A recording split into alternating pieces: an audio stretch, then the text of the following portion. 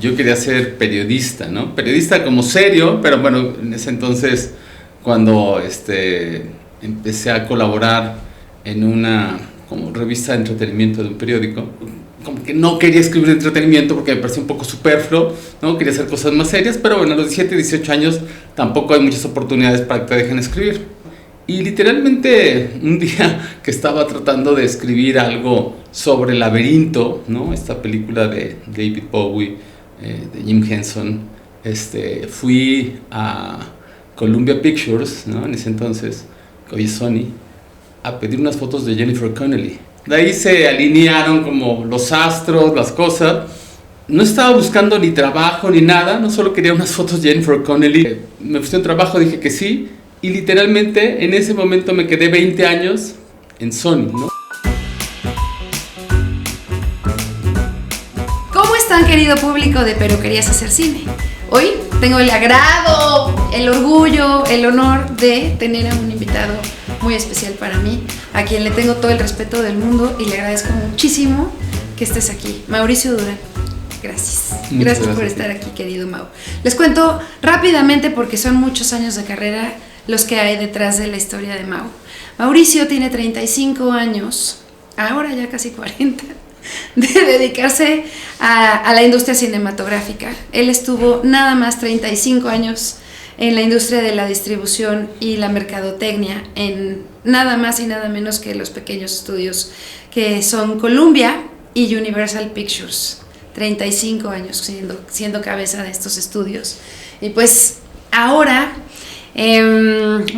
antes de ser parte de esos estudios, Mauricio estudió en la Universidad Nacional Autónoma de México la carrera de comunicación. Tiene múltiples diplomados y especialidades, tanto en cine como en mercadotecnia, como en publicidad, sobre todo por la Universidad Iberoamericana y el IPADE. ¿Qué más les cuento? Pues estrenó nada más 1800 películas en su paso por la distribución, entre las que están todos los grandes blockbusters que ustedes conocen.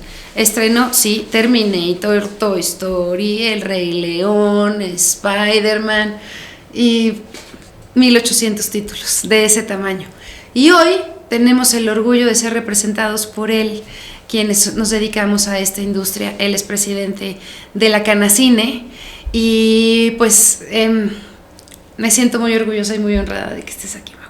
Gracias. Al contrario, muchas gracias por la invitación y por esta increíble presentación, la verdad. Mil gracias. Muchas cosas que platicar. No sé ni por dónde empezar contigo.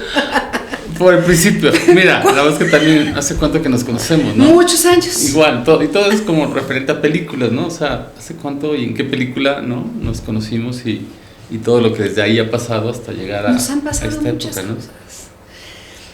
Yo creo que lo platicábamos un poquito antes de que estuvieran corriendo las cámaras. Nos han tocado muchas revoluciones y muchas industrias distintas. La que tú viviste hace 35 años, te tocó ser pionero, te tocó abrir brecha, te tocó traer a México a los grandes estudios. Pero antes de eso, ¿de dónde te salió la cosquillita? ¿Cómo llegaste a esta industria? Porque de lo demás ahorita platicamos, pero sí me interesa mucho que le cuentes a nuestra audiencia, sobre todo porque hay muchos jóvenes que están necios y que quieren hacer cine.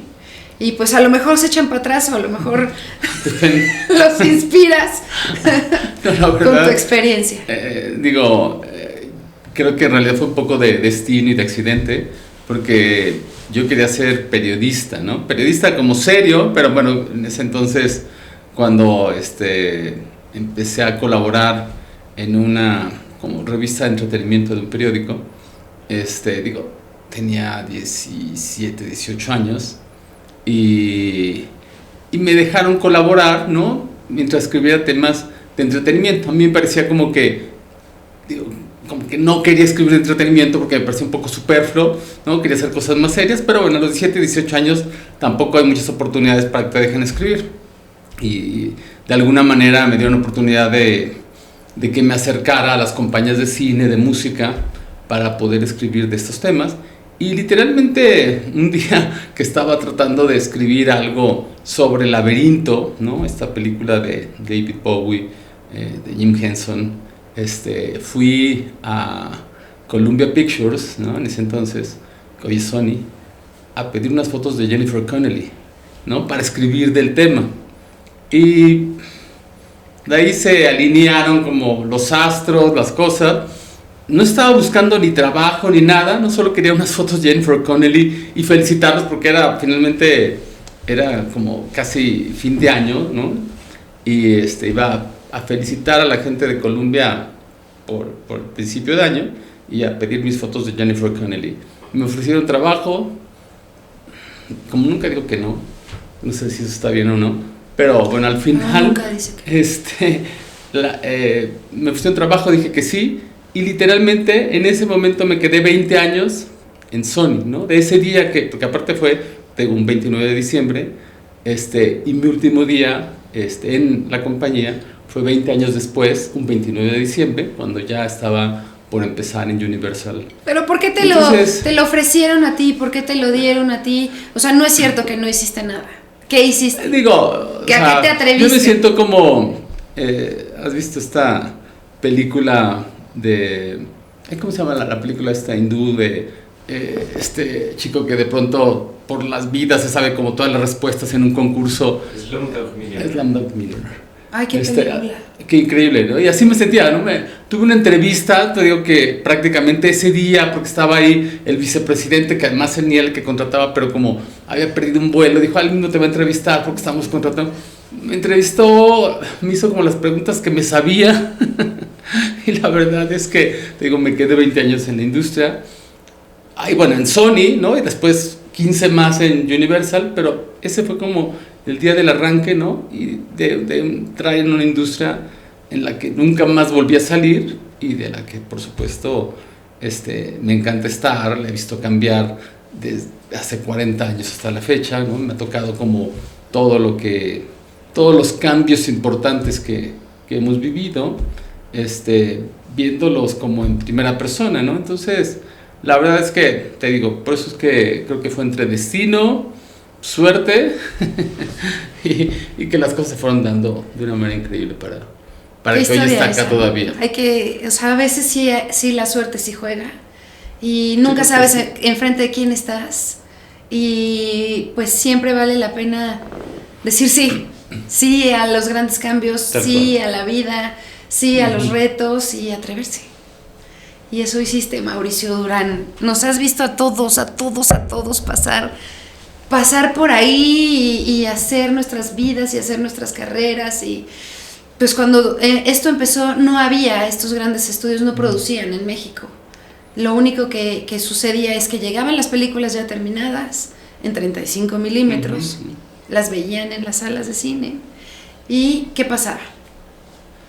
Bueno, en realidad justo el proceso era así, como éramos finalmente una sucursal, por llamarlo así, de los grandes estudios de Hollywood, lo que hacíamos que nos llegaban todas las películas que el estudio producía, las veíamos en estas salitas que teníamos, ¿no? Dentro de la propia oficina, y ahí, después de haberla visto, prácticamente empezamos a trabajar algo que sabes que es súper importante, como el tratar de estimar cuál será la taquilla de la película, ¿no? Que de ahí parte un poco todo el plan, y después de que estimas en base a comparativos, ¿no? Cuánto es que la película puede hacer, hay que trabajar en lo que vas a invertir en lo que el famoso P&A, que es la publicidad y en ese entonces las copias, ¿no? Y entonces todo empieza a ser como proyecciones, en este trabajo más de la distribución, sí tienes esta etapa como muy numérica, de que tienes que empezar a calcular y después hacer el trabajo, ¿no? Desde cómo vas a promocionar la película, ¿no? En este caso con los estudios también había películas donde teníamos la oportunidad de traer al talento, ¿no? Y venía el actor, el director y hacer estas grandes premieres. Entonces es todo aquello que de alguna manera convenza a alguien de pagar un boleto para ver esa película, ¿no? Y todo este trabajo es fascinante porque además precisamente ahí es donde hemos visto como muchos de los cambios que ha tenido la industria en los últimos años. Cuando yo empecé en esto, literalmente los medios que utilizábamos para anunciar la película eran las carteleras de los periódicos, ¿no? Hoy ya ni hay carteleras, bueno, ya casi ya ni no hay periódicos impresos. Exacto. Imagínate que en ese entonces realmente, ¿no? Así como en el presupuesto de medios era 17 periódicos para pagar carteleras, y cuando la película daba, ¿no? Pues era como televisión abierta.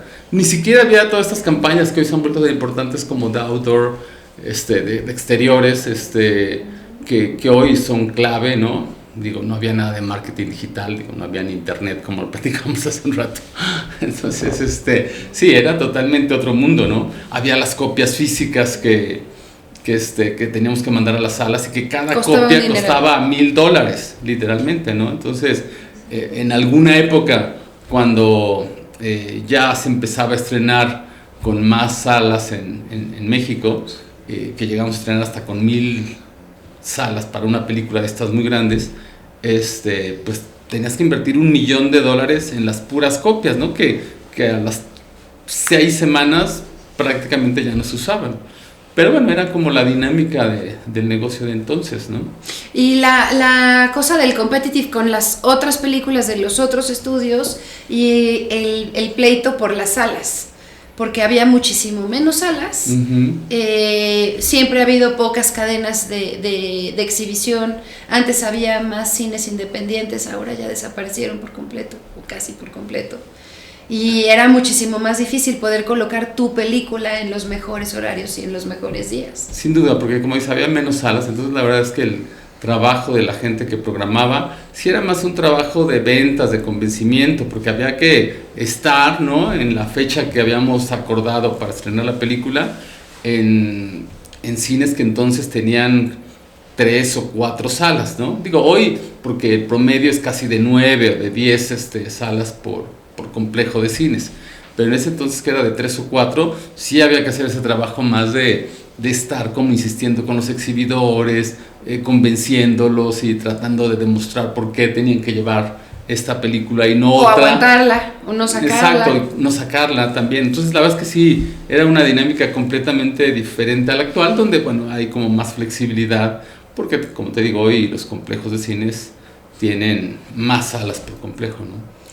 Yo creo que no han cambiado tanto los criterios de por qué sacar una película grandota, mediana o chiquita, o sí. Cuéntanos como para quien no conoce de esto, ¿qué factores son los que tú como distribuidor, como mercadólogo, le apuestas o no le apuestas, de qué tamaño a un tipo de película?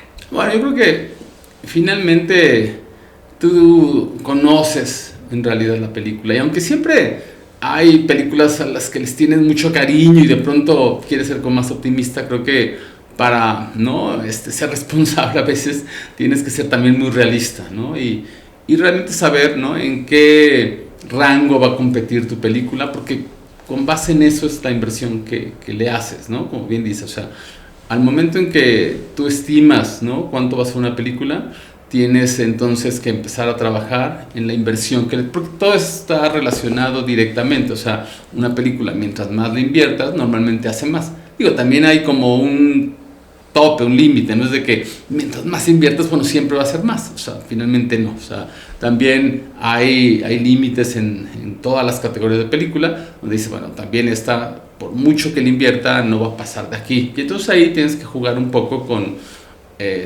tus ingresos y tus egresos, y ver un poco, ¿no?, dónde está tu balance, ¿no?, al final, y si vas a acabar perdiendo o ganando, porque digo, aquí quizá mucha gente lo sepa, pero muchísimas películas de las que se estrenan en cartelera, ¿no?, acaban con pérdidas después de haber pasado por su salida en cine, ¿no?, porque de pronto no recuperan ni los costos que te llevó a sacarla para estrenar en cine. O sea, porque hay que estrenarla, como te digo, hay que promocionarla y todo. Entonces la verdad es que tienes que ser como muy cuidadoso, porque la ventana de cine es la ventana más costosa de una película, ¿no? Finalmente después, cuando vas digo, en este caso, hoy a plataformas, antes lo que era a televisión, o incluso cuando había el DVD o el video, ninguna ventana es tan costosa como el cine, ¿no? Que realmente sí tiene un alto costo para promocionarla y para que salgas a cine. Entonces la verdad es que hoy, como le digo a muchos productores, tienen que hacer como bien sus números si es que quieren que su película salga a cine, porque la verdad muchas veces, o sea, yo sé que tienen siempre la ilusión de que su película pase por cine, pero sales en vez de empezar a recuperar la película con una pérdida más, ¿no? O sea, que hay que sumarle a lo que después tendrás que recuperar. Hay que sumarle a lo que ya le restaste. Exacto. Hay que restarle a lo que ya estaba en rojo, ¿no? Entonces, digo, sí es un tema al que hay que llegar como responsablemente y con mucho cuidado, ¿no? Tú con la enorme experiencia que tienes, ¿cómo crees que debamos de abordar el problema que estamos viviendo hoy en día en el cine mexicano? En donde pues de pronto tienes una película que trae un castingazo, que trae un sello de producción, en donde tienes una garantía de que el proyecto que estás viendo en la pantalla puede no gustarte, pero seguro tiene unas características mínimas de producción. Viene embarazado con un casting padrísimo, trae un gran director, trae una empresa de distribución detrás importante, y flop, hace 5 millones o 10 millones, 20 millones de pesos en la taquilla, que para quien no sepa, no significa absolutamente nada, porque ni siquiera va a recuperar el costo de la inversión, como dice Mau, de las copias y de la salida a las salas de cine, porque no alcanza, no sirvió de nada, es dinero más que tirado a la basura. Ni siquiera a las salas de exhibición le sirve, porque pues ese dinerito tal vez lo hiciste en 500 salas. Eso significa que tenías corriendo una película en una sala que la verdad, pues ¿qué creen? Había 4 personas en la sala. Entonces a la cadena de exhibición no le sirve de nada tener una sala semivacía. Y eso es como importantísimo, porque lo que sucede es que la sacan inmediatamente. Ellos necesitan que sus salas estén llenas porque cuesta un dineral operarlas. Bueno, precisamente eso es lo que hablábamos. Y hoy yo creo que no hay fórmulas, ¿no? Como bien dices, puede ser una película que tenga un cast impresionante, que tenga una distribución, ¿no?, de película grande, ¿no?, y aparte apoyado por una distribuidora que tenga la fuerza para colocar la película en el mercado, que tengas la fecha, que tengas todo, y aún así que no hagas los números que esperabas. Pero precisamente yo creo que hoy sí, lo que creo es que no hay fórmulas, y que más bien lo que tenemos que hacer es hacer como estudios de mercado, entender a las audiencias, entender al público qué es lo que quiere ver, que eso es como más difícil que cualquier otra cosa, porque digo, de pronto todo el mundo sí, después de la segmentación del mercado de cuando tú y yo empezamos a hacer esto es otra. No existe ya el nivel socioeconómico A, B, C, más, aparte, menos, hombres y mujeres de 18 no es ya, no, eso ya no existe. O sea, aparte cambia son un los poco que los gustos, los hábitos están cambiando todo el tiempo, un poco por esta dinámica que existe hoy en estas nuevas generaciones. ¿Cómo le hacemos con los Terians? Tal cual, que tienen es que si 42 años. Prácticamente ya ni siquiera hay que esperar a otra generación. No, o sea, todo está cambiando tan rápido como tú y yo estamos ahora hablando en esta conversación. O sea, la verdad es que por eso es que sí creo que tenemos que estar como muy pendientes de qué es lo que puede conectar con el público, porque ya no hay fórmulas, o sea, nada te garantiza. Y digo, y no solo para una película mexicana, como lo estamos hablando, pero tampoco para Hollywood, ¿no? Digo, por eso, ¿qué crees que también, Hollywood de pronto se ha concentrado tanto en hacer secuelas, precuelas, ¿no? Finalmente lo que tiene hoy es como propiedades, ¿no?, IPs, que acaba como de exprimir al máximo, ¿no? Porque también lanzar algo nuevo les cuesta un trabajo, ¿no? Y es un poco, en todo el mundo es así, ¿no? Y de pronto, así como de algo que no esperabas que pasara, de pronto surgen también estas grandes sorpresas, que es lo que hace que justo vivamos en una industria, ¿no?, que tenga estas subidas y bajadas, y que siempre nos mantenga como muy activos y muy alertas a todo lo que va pasando, ¿no? Entonces, lo que yo creo es que hay que estar como muy pendiente del mercado y sobre todo tratar de ver, ¿no?, todas estas tendencias y qué es lo que va queriendo como, ¿no?, la audiencia, porque al final no hay otra forma, ¿no? ¿Qué siente tu corazoncito? Estamos ahorita en un pico, bueno, llegamos como a una bajada, ya más bien al fondo del precipicio, por muchas razones y por muchas circunstancias que vivimos post pandemia. ¿Cómo sientes que va a venir este cambio, esta evolución del cine en México, en nuestra industria? ¿Crees que volvamos otra vez a repuntar y que la taquilla llegue a los números en donde estábamos tal vez cuando salimos de la pandemia?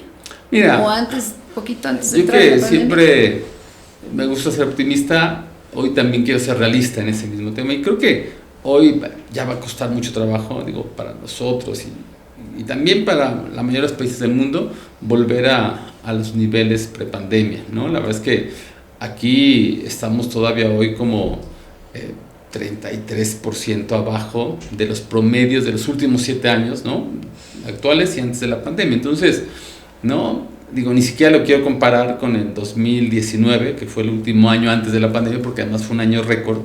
Pero si lo comparamos con el promedio de los años prepandemia, la verdad es que todavía estamos como una tercera parte abajo, ¿no?, en admisiones, ¿no? En taquilla quizá estamos un poco más, menos abajo, ¿no?, porque ha habido una inflación en el boleto, pero en admisiones sí hay más de 30% de caída, ¿no?, contra lo que venía siendo la época prepandemia, y hoy difícilmente podemos pensar que regresaremos a esos niveles. Más bien yo creo que hoy tendremos que acostumbrarnos a la nueva realidad, a donde estamos, y trabajar con estos escenarios, ¿no?, tanto para lo que creemos, ¿no?, a nivel de producción, a nivel incluso de infraestructura, porque si somos realistas, se ven lejanos estos números que traíamos antes de la pandemia, ¿no?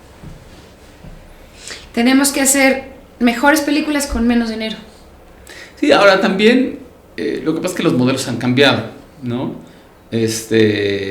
Y hoy, ¿no?, a diferencia de los años justo estos previos a la prepandemia, donde la televisión empezaba a bajar y prácticamente, ¿no?, la recuperación que podía hacer en un cine se volvía como casi única, ¿no?, porque después ya no tienes como grandes ventas, pero aparecieron las plataformas también, digo, eso a favor un poco de estos modelos para los contenidos, ¿no? Y entonces hoy, bueno, en el escenario ideal tendrías la salida a cines y después la venta a una plataforma. Pero eso todo está, tú mejor que nadie sabes cómo eso va cambiando y cómo también de pronto las mismas plataformas a veces coproducen o compran licencias más que en otras temporadas, y eso también se va moviendo dramáticamente de un rato para el siguiente, ¿no? Entonces, y ahí creo que tú sabes bien cómo ha ido evolucionando ese tema de los modelos justo para tratar de recuperar la inversión en una producción, ¿no? Uh-huh.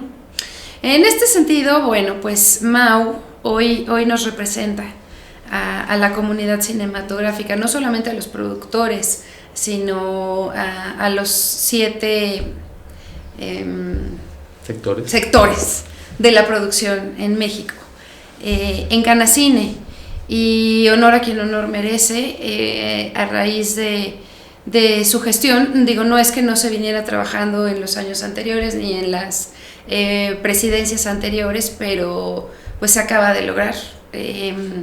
Estamos apenas festejando un mes de que nos publicaron en el Diario Oficial de la Federación los incentivos para la industria cinematográfica nacional y una nueva ley que tenía 15 años, más 18 años, sin tener ninguna actualización y sin tener ningún cambio, ni positivo ni en contra, simplemente se mantuvo estático. Pues hoy tenemos una nueva ley y tenemos unos incentivos.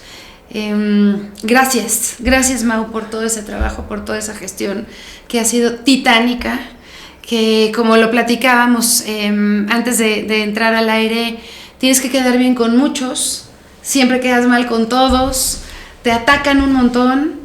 Y me consta porque te quiero desde hace muchos años y te conozco desde hace más, de tu integridad y de tu lealtad a tu industria y de tu enorme cariño, y no lo estás haciendo por nada más que por el gran amor que tienes a esta industria. Sí. Y no ha sido nada fácil. Cuéntanos un poquito qué cambió en este último mes, de cómo estábamos antes a cómo estamos hoy. Bueno, la verdad es que primero, la verdad es que sí quiero aclarar que la Cámara tiene trabajando muchos años en diferentes temas, y la verdad es que hay un gran equipo, ¿no? Y un equipo, sobre todo el equipo permanente, que es el que le da continuidad a lo largo del tiempo a todos los procesos y todos los seguimientos de los diferentes temas. Tabata, Bailar, ahí te hablan. Exacto.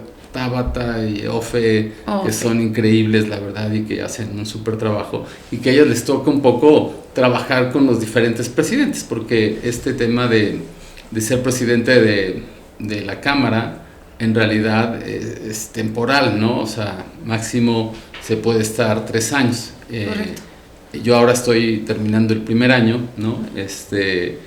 Y bueno, ya desde antes con los otros presidentes había habido un trabajo muy, muy bueno de seguimiento a todos los temas, pero la verdad es que sí, he tenido como la fortuna de que muchos de estos temas que venían trabajándose acabaron resolviéndose prácticamente en este año, ¿no? Que es como mi primer año, y entonces me tocó este último año de seguimiento del tema del incentivo, que era tan importante para la industria, porque como sabes había que volver a poner a México en el mapa de la producción, ¿no? Porque estaban yendo muchas películas a filmar a Colombia, a la Dominicana, a España.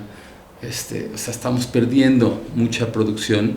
Incluso películas mexicanas se estaban ya yendo también a otros países por el mismo tema de que otros países estaban ofreciendo incentivos que nosotros no teníamos.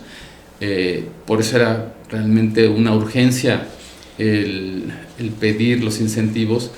Y como yo digo, la verdad es que estuvimos trabajando todo el año pasado en acercarnos al gobierno federal, ¿no? Primero, a la Secretaría de Cultura, a la Secretaría de Economía, y bueno, todavía en octubre enviamos una carta a la presidenta, ¿no? Explicando la situación que estábamos viendo en la industria y por qué la necesidad de tener este incentivo. Y la verdad es que el tema se empezó a escuchar, ¿no? Habíamos visto que teníamos respuesta de todo lo que estábamos enviando, y como yo digo, creo que en el tema en particular del incentivo tuvimos la afortunada coincidencia de que la presidenta se encontrara con Salma Hayek en Veracruz, y Salma, ¿no? Que también tenía la misma posición que nosotros en cuanto a la necesidad del incentivo. Creo que ayudó para que finalmente se pudiera como cerrar un poco toda este trabajo de que se entendiera el tema de los incentivos, y finalmente, como sabemos, hace unas semanas se anunció que vamos a tener los incentivos para este año. Se está trabajando en los lineamientos, y bueno, espero que antes de 15 días también ya los tengamos, y creo que sí es un gran logro de todos como industria, porque realmente era importante poder competir con países que nos estaban de alguna manera quitando toda esta producción que antes habría venido a México, ¿no? Y así como el tema de los incentivos, también el tema de la ley de cine, que también tenía ahí muchos años, ¿no?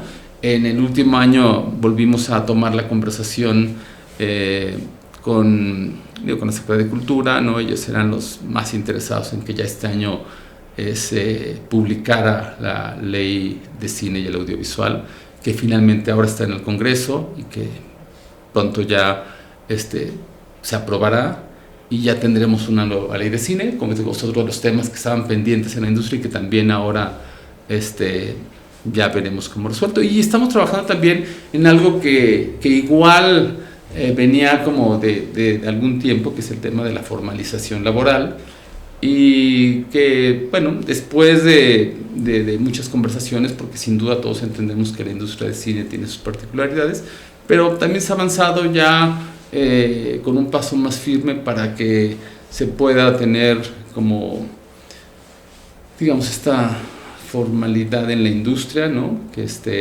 como las autoridades lo han pedido y que finalmente también eso se logre en los siguientes meses, ¿no? Entonces, bueno, digo que han coincidido varios de los temas para esa temporada, ¿no? Y creo que lo más importante es que estamos trabajando como en conjunto, ¿no? Y en unidad con toda la industria, o sea, con los productores, con digo, no solo con los 7 sectores que tenemos en la Cámara de Representados, sino también con asociaciones y gremios, ¿no?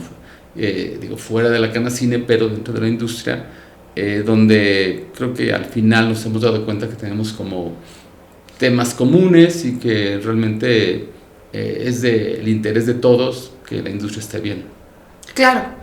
¿Cuáles son los 3 puntos más importantes que tiene incluidos la nueva ley de la industria cinematográfica? Lo más importante es, digo, habla, como ya todos saben, de el 10% de cuota de pantalla con cortes semestrales y además con esta presencia de las películas que estrenen por 14 días. Habla también, bueno, ya se incluyen temas de plataforma, ¿no? Que antes no estaban.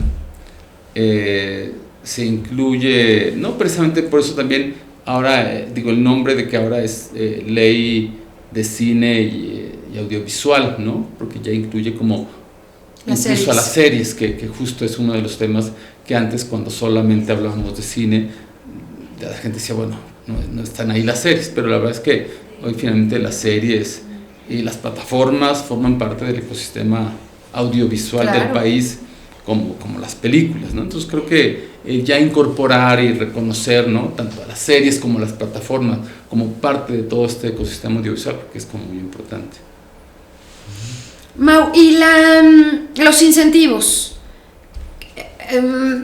como más de una manera más didáctica y más tangible, ¿cómo nos va a ayudar tanto la ley como los incentivos a poder producir un largometraje en México?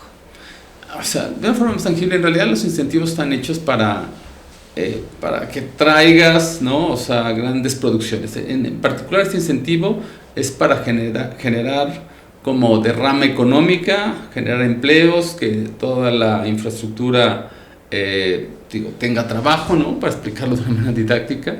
Eso es lo que, ¿no? En el fondo busca este incentivo, que es un crédito fiscal, que estas películas que no estaban llegando y que estaban yendo vuelvan, porque creo que muchos productores, y tú lo sabes perfectamente, el año pasado o en los últimos años no han tenido la misma actividad que solían tener, ¿no? Precisamente porque porque películas estaban yendo a otros lados, porque no llegaban, y la idea de tener este incentivo es que esas películas, ¿no? que de pronto están buscando dónde hacerse, dónde están como los escenarios más atractivos en cuanto a rebates o a créditos fiscales, pues que México hoy lo vuelvan a tener en consideración. Entonces, lo primero es traer como estas inversiones, ¿no? Para que generen trabajo, y ese es el objetivo de este incentivo.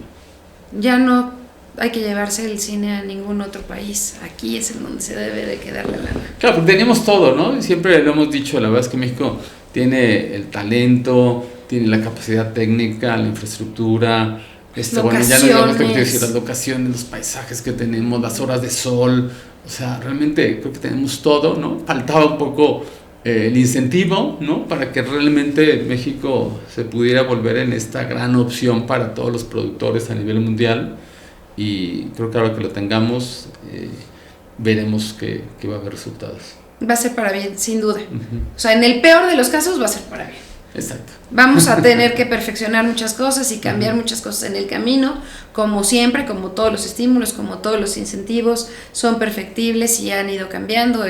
Las reglas de Ficine de hace 15 años a las reglas de hoy, pues no tienen nada que ver, hay un abismo de separación. También los tiempos cambian y la industria y la vida evoluciona, y pues eso es lo que estamos haciendo, cambiando y evolucionando. Y a esto no puedo dejar de platicar contigo sobre la inteligencia emocional, no, también, pero sobre todo de la inteligencia artificial. Platicamos hace ratito, a mí me tocaron, a ti no, porque a ti no te tocó, porque eres muy joven. 3 revoluciones industriales. Esa donde no había celulares, donde utilizábamos unas computadoras gigantes con unas impresoras de matriz de punto,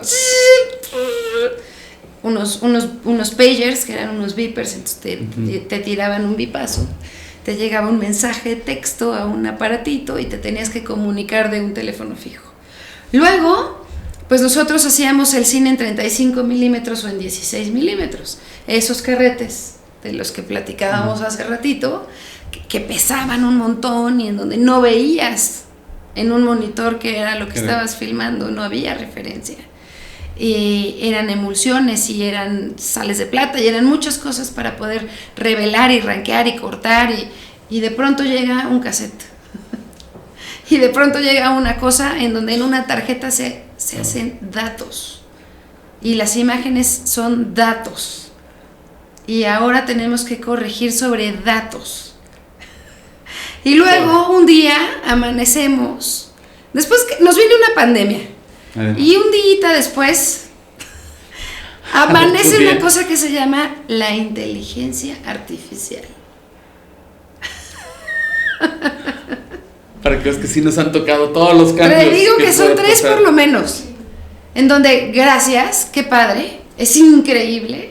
Es padrísimo poder tener a la mano con una inmediatez impresionante la información, la tecnología, las imágenes, la construcción de mundos de una manera muchísimo más sencilla, textos espectaculares, y de pronto los humanos se pueden quedar sin chamba y de pronto puedes estar hablando tú aquí o no, si era Mau o no era Mau. Pues no era Mau, a ver quién, qué. Sí, y Mau dice, yo no fui nunca. Pues ahí estabas. ¿O no? Claro. Era tu voz, era tu cara. Nunca estuve aquí, o sea, ya me quiero volver loca. Más de lo que ya estoy. Todo se puede. Claro. Y cuesta la 5ª parte o menos de lo que costaría realmente. Y los creadores y los artistas, ¿cómo te sientes? ¿Qué piensas? No, precisamente como hablábamos hace un rato, la inteligencia artificial va mucho más rápido de lo que nosotros tratamos de entenderla, menos de legislarla, limitarla, o sea, que además no sería la idea, ¿no? Y creo que hoy precisamente se volvió como uno de los temas que tenemos en la mesa, ¿no? En todos los lugares prácticamente, ¿no? Nosotros en la Cámara lo estamos viendo hoy, lógicamente desde 2 ámbitos diferentes. Uno, porque precisamente tenemos que mandar recomendaciones, porque hay que legislar para que se legisle, ¿no? Todo el tema de la inteligencia artificial, pero, o sea, lo que queremos es no limitar el tema del uso como herramienta, que sabemos que se ha vuelto fundamental y que realmente ayuda como a que cosas que antes no podías hacer o que podías hacer a un gran costo, hoy, como decía, se hace con una inversión mínima y puedes tener grandes resultados, ¿no? Pero lo que siempre trataremos de cuidar son temas de derechos de autor, de propiedad intelectual, donde sí creo que hay por lo menos esta digamos unanimidad de que eso tiene que estar controlado. O sea, la inteligencia artificial no puede nunca ir en contra de los derechos de autor ni de la propiedad intelectual de nadie, ¿no? Pero por otro lado también tenemos que ver que no se le limite, ¿no? Toda esta parte y todas estas posibilidades que nos da, porque al final es una gran herramienta que como también hablábamos hace rato, yo creo que democratiza la creación de contenidos. O sea, hoy, gracias a la inteligencia artificial, productores que antes no hubieran soñado con hacer cierto tipo de contenidos, hoy los pueden hacer, y eso creo que es una gran noticia para todos. O sea, que realmente ya no haya límites para la creatividad, ¿no? Pero te digo, siempre teniendo en cuenta el que no viole ningún derecho humano, ¿no? Y pero que a la vez tampoco limitemos todo su potencial, ¿no? Entonces, sí, hay que verlo por diferentes lados, el tema de la inteligencia artificial. ¿Cuántos retos, Mau? No, bueno, muchos, ¿no? Cuando creíamos que ya brincamos del puente, ya salimos, ¡prum! Reájale, y otra vez, y otra vez, y otra vez. Es un momento muy particular, no solamente en nuestra industria, sino en el mundo. Sí creo que todas estas herramientas y esta tecnología y la inmediatez, y debemos de no perder de vista que lo más importante por encima de todo son los humanos. Sí. Somos los humanos y hay que cuidarnos y hay que respetarnos y hay que utilizarlo a nuestro favor. Totalmente, ¿no? Y esa es la idea. Yo creo que ese es lo que hoy tendríamos que tener en la mesa, ¿no? Para hablar, justo el que, o sea, la inteligencia artificial la utilicemos como la herramienta que es, ¿no? Potencializándola al máximo, pero siempre teniendo cuidado en no, como decía, no violar temas de derechos, de propiedad intelectual y, bueno, sobre todo de derechos humanos y de un poco la esencia humana, digo. Porque sí. También hay que...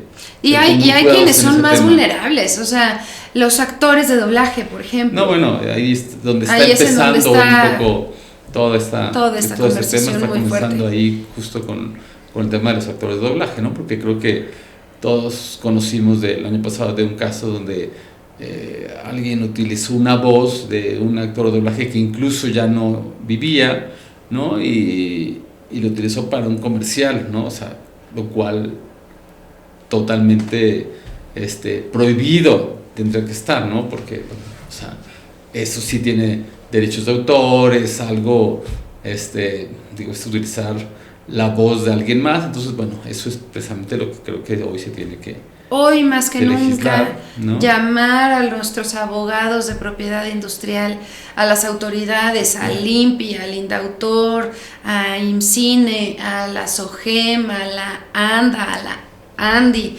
en fin, a todas las sociedades de gestión colectiva y a todas las cámaras, a cuidar a los seres humanos y a legislar a favor del uso de la tecnología, sin duda, pero los humanos primero. Sí, no, y hoy creo que además todos están trabajando precisamente con este compromiso, ¿no? De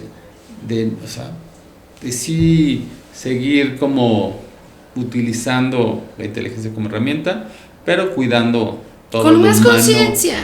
Sí, sin duda. O sea, es como seguramente tus hijas, igual que la mía, cuando ven por ahí un aluminio, cuando ven por ahí un unicel, dicen, no, ¿cómo? Eso está prohibido, eso no se usa. O los dichosos popotes de plástico. Claro que... Para nosotros, Mau, ¿en qué te llevabas tu loncho? No, bueno, en eso. Tal cual. En eso. No, pero creo que ahí y no te tomabas tu leche con chocolate nunca sin un popote. No, totalmente. Así vivíamos. Pero hoy sí se ha creado esta conciencia. Y por eso es que estas nuevas generaciones hoy lo ven así como, no, unicel. Gracias, alfa, zetas, millennials, todos. Bien ahí. Hemos hecho lo que hemos podido, chavos.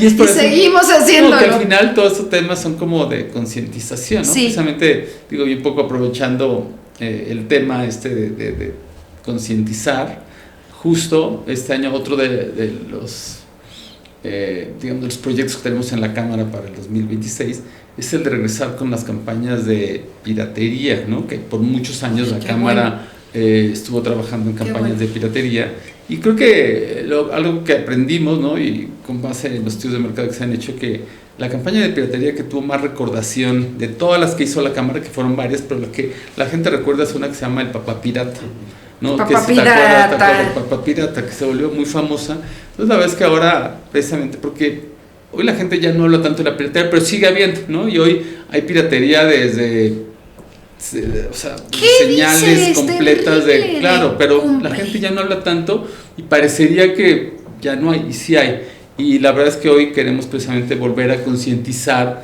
de todos aquellos temas que de alguna manera a lo mejor la gente sin saberlo, ¿no? Está consumiendo o apoyando temas de piratería sin saberlo. Por eso es que es lo mismo. Son derechos de autor. Hay que cuidar a nuestros artistas, hay que cuidar a los creadores, hay que cuidar a los seres humanos. ¿Por qué vas a estar reproduciendo títulos y por qué vas a estar lucrando con contenidos que tú no creaste, que no te corresponden, que no es cierto? No son tuyos. Paga el uso y ahora sí, dale, ¿por qué no? Pues que ahora, ¿no? Este año volveremos a trabajar también en una campaña antipiratería, ¿no? Justo para concientizar de todos los temas que siguen ahí y que tenemos que ponerlos en la mesa y hablar. ¿Qué más, Mau? ¿Qué más? Porque eres demasiado inquieto. No, bueno, te puedes quedar ahora en paz. Que finalmente creo que hemos avanzado con todos estos temas que te digo que se acabaron avanzando, ¿no? Justo en este periodo, pues tenemos que hacer la nueva agenda, ¿no? Precisamente para la Cámara para este año que está casi comenzando. Y te digo, hoy tenemos el tema de ver todos los temas de inteligencia artificial, el tema de las campañas nuevas antipiratería, y muchos temas más que van surgiendo en la industria. La capacitación y los cursos nos ayudan un montón. Súper importante. También está todo el tema de formación. Muy importante. Precisamente yo creo que en unos días anunciaremos que ahora vamos a hacer una alianza con el TEC de Monterrey precisamente para los diplomados Canacine, ¿no? Que de pronto también tuvieron como mucho éxito, ¿no? Y que es un proyecto que viene ya de muchos años de la Cámara y que ahora, ¿no? Se está dando este gran paso para darles como esta solidez gracias al TEC, ¿no? Y adicionalmente a eso, ¿no? La verdad es que queremos también trabajar en temas de formación, ¿no? Más ahora que estamos esperando que se reactive todo este tema de la producción a nivel nacional, con el incentivo, con todo lo que sigue siendo el Eficine y con también la inversión privada que hay para diferentes proyectos. Sí creemos que tendremos que tener una base de talento en todas las áreas, tanto técnicas como creativas, donde tenemos que seguir formando gente, ¿no? Y creo que eso también ya lo hemos sentido todos, porque si realmente queremos tener esta súper estructura para de pronto tener muchas producciones sucediendo al mismo tiempo, también tenemos que tener mucha gente, ¿no? Que esté capacitada y que esté preparada para poder atender estas producciones, que eso es como súper importante, ¿no? A nosotros, cuando hicimos como todo este análisis de los incentivos, vimos que había países que habían puesto incentivos muy atractivos y que de pronto habían logrado llamar la atención y llegaban producciones a esos países, pero no tenían la capacidad para atender a más de una, de dos producciones, y entonces eso, ¿no? Minaba de alguna manera todo este proyecto que tenían de hacer como de sus países como hubs de producción. ¿Qué le pasó a Guadalajara? O sea, de pronto en Guadalajara había 20 producciones y pues les alcanzaba para hacer 2. Por eso es que ahora creo que eso va a ser súper importante, ¿no? Todo el tema de capacitación y de formación tiene que venir de alguna manera asociado a todo esto que hoy tenemos, porque si no, de otra manera no podremos capitalizar todos los beneficios que puede dejar un incentivo como este.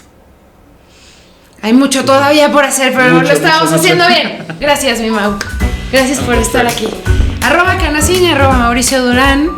Por favor, no dejen de seguir las redes. Muchas gracias por estar aquí el día de hoy en Pero Querías Hacer Cine. Si te gustó, dale like y pica la campanita. Nos vemos la próxima.